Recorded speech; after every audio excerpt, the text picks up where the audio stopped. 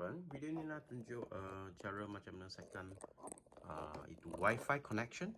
Kalau you punya model ada WiFi connection untuk yang Fingertec Face ID5, WiFi adalah optional built-in. Kalau machine you tak ada, memang tak ada, kena tambah wang untuk add on kan hardware kat dalam lah.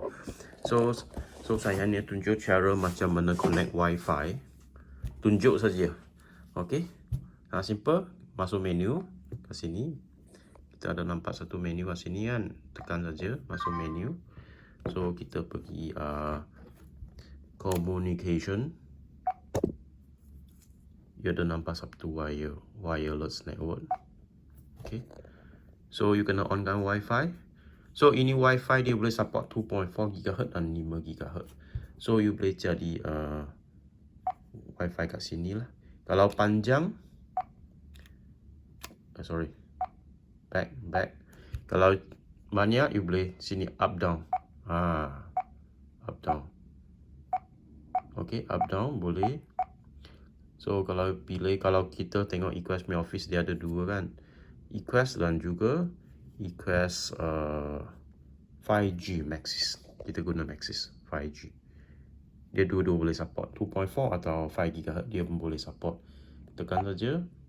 Dia ada strong, you kena masukkan password lah.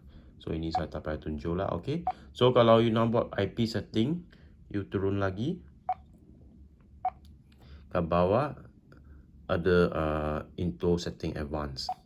So advance, you boleh, kalau you punya office dia CP, boleh on off lah. Okay, biasa off. Lepas tu you masuk IP address, masuk saja guna keypad ini untuk masuk yang IP yang you desire. Ini you kena consult dengan you punya IT lah. Gateway, subnet semua boleh buat lah. DHCP boleh on off. So itu saja untuk cara macam mana gunakan WiFi connection kalau you sini ada available untuk WiFi. Okay, so itu saja video untuk Fingertec Face ID5, cara untuk WiFi connectivity. So kalau video ini, jangan lupa bagilah satu like dan subscribe kan Equest Attendance Marketing. Dan terima kasih menonton.